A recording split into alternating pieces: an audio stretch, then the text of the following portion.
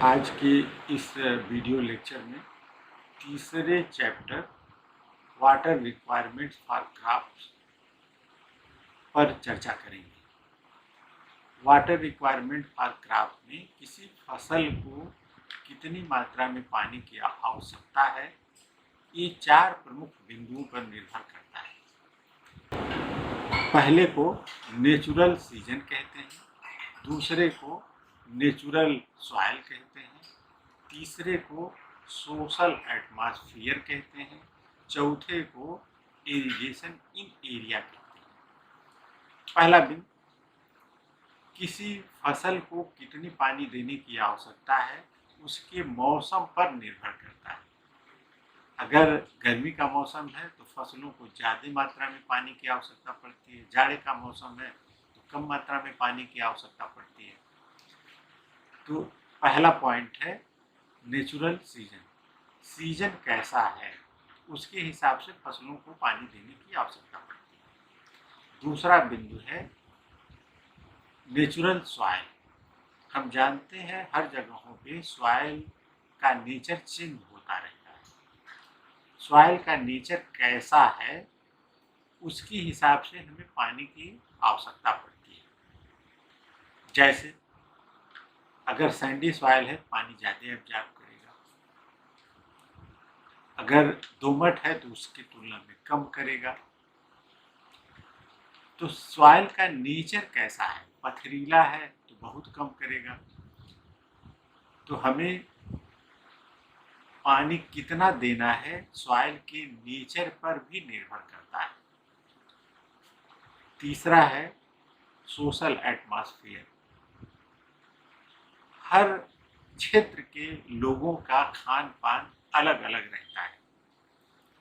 हम पश्चिम उत्तर प्रदेश की तरफ जाएं, पंजाब की तरफ जाएं तो कहीं रोटी खाना पसंद करते हैं, बंगाल की तरफ जाएं तो चावल खाना पसंद करते हैं। तो उस क्षेत्र का एटमॉस्फेयर कैसा है, समाज का एटमॉस्फेयर कैसा है। अगर वहाँ जो चीज़ पसंद की जाती है वो चीज़ें ज़्यादा बोई जाती हैं, उसके हिसाब से हमें पानी की आवश्यकता पड़ती है। चौथा है इरिगेशन इन एरिया। उस क्षेत्र में सिंचाई की सुविधा क्या है। सिंचाई की सुविधा नहरों के द्वारा है तो हम आसानी से सिंचाई कर लेते हैं कम पैसे में। अगर हमें लिफ्टिंग सिस्टम का उपयोग करना है तो डीजल महंगा आता है तो हमें खर्चा ज़्यादा लगता है। तो बहुत सोच समझ के हम वाटरिंग करते हैं। तो ये चार प्रमुख फैक्टर्स हैं कि अगर सीजन कैसा है इसके ऊपर निर्भर करता है, सॉइल कैसा है इसके ऊपर निर्भर करता है, लोगों का खान पान कैसा है इसके ऊपर निर्भर करता है, इरिगेशन की सुविधा क्या है इसके ऊपर निर्भर करता है। इस चैप्टर का अगला टॉपिक क्रॉप सीजन। भारत में क्रॉप सीजन को दो भागों में बांटा गया है। एक को रबी क्रॉप कहते हैं, दूसरे को खरीफ क्रॉप कहते हैं। रबी क्रॉप में मुख्य फसलें गेहूं है, चना है, बार्ली है, मटर है, आलू है। इन सभी फसलों के लिए कब बोया जाए और कब काटना चाहिए और कितने सेंटीमीटर पानी की आवश्यकता है, इसके लिए इस चार्ट में दिखाई दे रहा है, स्पष्ट है।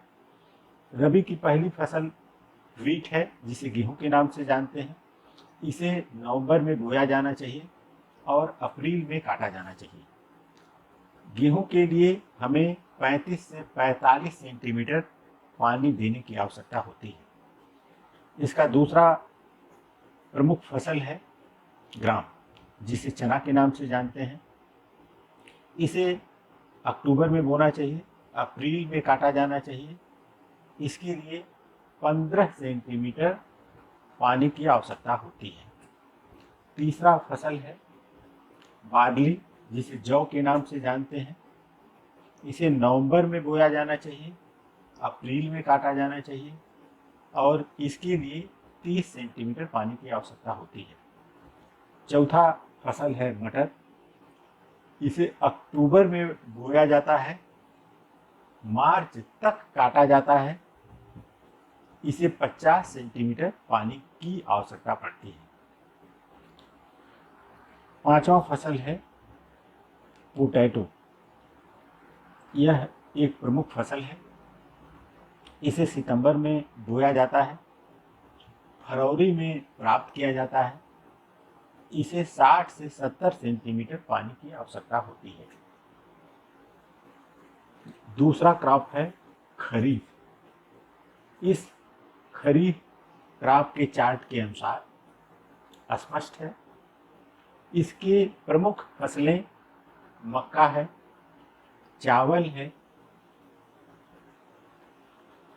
बाजरा है, अरहर है, कॉटन है और गन्ना है। इन सभी प्रमुख फसलों को कब बोया जाना चाहिए, कब काटा जाना चाहिए, कितने सेंटीमीटर पानी की आवश्यकता है, इस चार्ट से स्पष्ट है। खरीफ की पहली फसल मक्का है।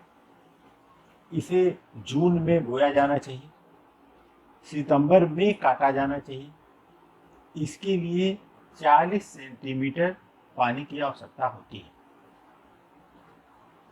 दूसरा खरीफ का प्रमुख फसल है राइस, जिसे चावल के नाम से जानते हैं। इसे जुलाई में बोया जाता है,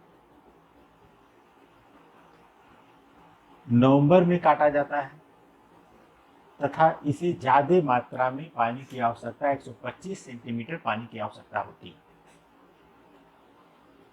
तीसरा फसल है बाजरा। इसे जुलाई में बोया जाता है, अक्टूबर में काटा जाता है। इसे 30 सेंटीमीटर पानी की आवश्यकता होती है। चौथा फसल है अरहर। ये दलहनी फसल है, एक प्रमुख फसल है। इसे जुलाई में बोया जाता है और मार्च में काटा जाता है। इसके लिए 30 सेंटीमीटर पानी की आवश्यकता होती है। पांचवा फसल खरीफ का है कॉटन। इसे मई में बोया जाता है, नवंबर में प्राप्त किया जाता है। इसे 45 सेंटीमीटर पानी की आवश्यकता होती है। छठा फसल है गन्ना। इसे फरवरी में बोते हैं और दिसंबर से प्राप्त करना शुरू कर लेते हैं और इसे कई बार में प्राप्त करते हैं। इसे 90 सेंटीमीटर पानी की आवश्यकता होती है।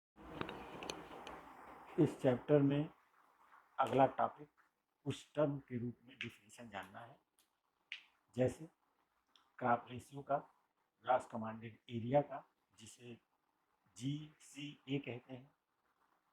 नेक्स्ट कल्चरेबल कमांडेड एरिया, जिसे CCA कहते हैं। नेक्स्ट इंटेंसिटी ऑफ इरिगेशन, जिसे II कहते हैं। क्रॉप रेशियो में irrigated area of rabi divided by irrigated area of kharif को क्रॉप रेशियो कहते हैं। हमारे वहाँ दो प्रकार की प्रमुख फसलें हैं, जिसे एक रबी फसल कहते हैं, दूसरे को खरीफ फसल कहते हैं। रबी के फसल के सिंचित क्षेत्र में खरीफ के फसल के सिंचित क्षेत्र से भाग देना, तो जो प्राप्त होता है उसे क्रॉप रेशियो कहते हैं। दूसरा टर्म है grass commanded area. Grass commanded area बराबर culturable area plus unculturable area. सिंचाई नहर के नियंत्रण में जितना क्षेत्र आता है उसे उस नहर का ग्रास कमांड एरिया कहते हैं। इसकी दूसरी परिभाषा में किसी नहर का समग्र नहरी क्षेत्र वह क्षेत्र है जो उस नहर द्वारा उपलब्ध पानी की सीमा का ध्यान न रखते हुए सिंचित किया जाता है। किसी नहर के क्षेत्र में जितना एरिया आता है, चाहे वो कृषि योग्य भूमि हो अथवा कृषि योग्य भूमि न हो, उसे ग्रास कमांडेड एरिया कहते हैं। तीसरा टर्म है कल्चरेबल कमांडेड एरिया, जिसे CCA के नाम से जानते हैं। किसी क्षेत्र में जितने भूमि पर हम कृषि कार्य करते हैं उसे कल्चरेबल कमांडेड एरिया कहते हैं। चौथा टर्म है इंटेंसिटी ऑफ इरिगेशन, जिसे II से डिनोट करते हैं। II बराबर इरिगेटेड एरिया बटे ग्रास कमांड एरिया गुणे 100। जो प्राप्त होता है उसे इंटेंसिटी ऑफ इरिगेशन कहते हैं। दूसरे शब्दों में, किसी नहर के समग्र कृषि क्षेत्र के जितने प्रतिशत क्षेत्र पर सिंचाई सुविधा उपलब्ध होता है वह इंटेंसिटी ऑफ इरिगेशन कहलाता है। ड्यूटी, डेल्टा और बेस पीरियड में रिलेशन क्या है, इसे जानने के लिए हम total volume in base period according to क्यूमेट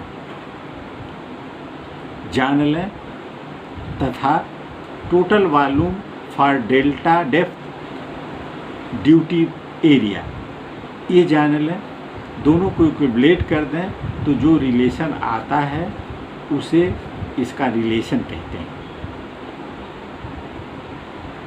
यहाँ कैलकुलेट किया गया है, एक दिन में 24 घंटे होते हैं।